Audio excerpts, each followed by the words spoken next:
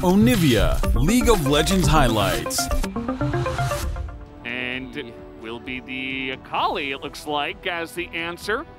No, it will be Fiora at the last second. So Kana gonna drop the gloves on the top side. Really feel like he's sprinting. It's just kind of like he's swaggering fast. He's like a crab. Yeah. It's like he stays really low to the ground, you know? Well, On Fleek lost his scuttle, so he's real upset about it. He's going to look to fight here. Yeah, the problem is this is a Rise, but BDD gets himself into an awkward spot here, gets taunted up, and will have to flash away from this one. No follow-up, and a big stun now from Dread as they run straight back into the arms of the not-so-loving bear. And now Vista says, hey, what about me? I'd love to get rooted too. And he goes down as well. Down he will go. Karis in an awful spot will have to taunt and run away. You know, looked very bad for BDD. And had he chased, he would have died. He also would have lost a lot of minions as well had he chased and died, and that would have been a disaster. Okay, well, we're going anyways. Face check after that. I think we gave him too much credit. You made the right decision, and then he face checked. We gave him too much credit, Valdez. Oh, Wolf. Oh, no. I saw one ping, and it's like, no, just unanswered. No help for you. It's, good luck, buddy. You gave up a kill. That's it. Now the Fiora's massive, the Rise is massive, the bottom lane is gone. Sort of dive or engage, especially in a Hecarim meta, makes you feel like, well, why wouldn't you pick her, you know? Yeah. She could get out of any scenario, and when you're ahead like this, will she even have to press R? Is the question that Hanwha. And that is why teams are so good at dodging that rocket, by the way. Yeah, it's just like in your blood. Yeah. But one mistake. He's a Xayah. And he's like, oh, okay, there he is. I was wondering where you were going to try to find an angle on me. He's got Dread and Effort nearby, too.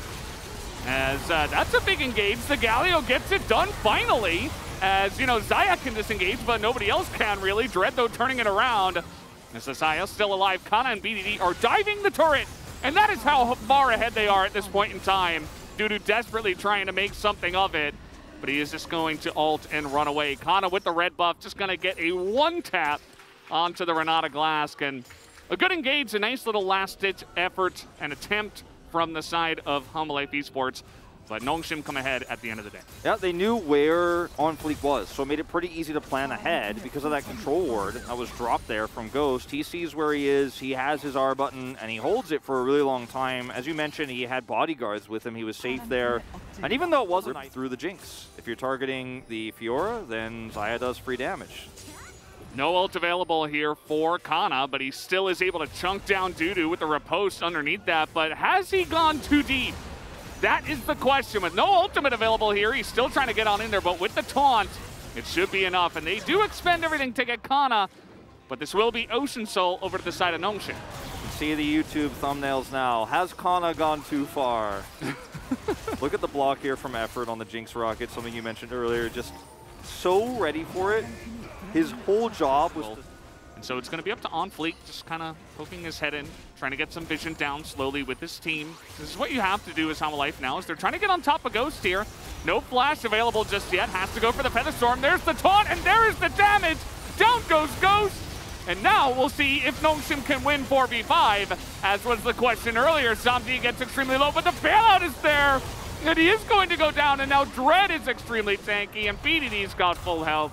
And it should be enough in the end. The two supports are going head-to-head, and that's a Portal Combat, and it's a triple kill for BDD. You took out Ghost, you got Kana, but BDD remained with full health. Yep, BDD remained with full health. They've got a wave of super minions pushing into Nexus turrets, as right now Vista is trying to delay Effort's rotation over here, but this will just be a straight-up Baron take here for On Fleek to try to steal away miraculously. He does not have his ultimate available, but he has Smite.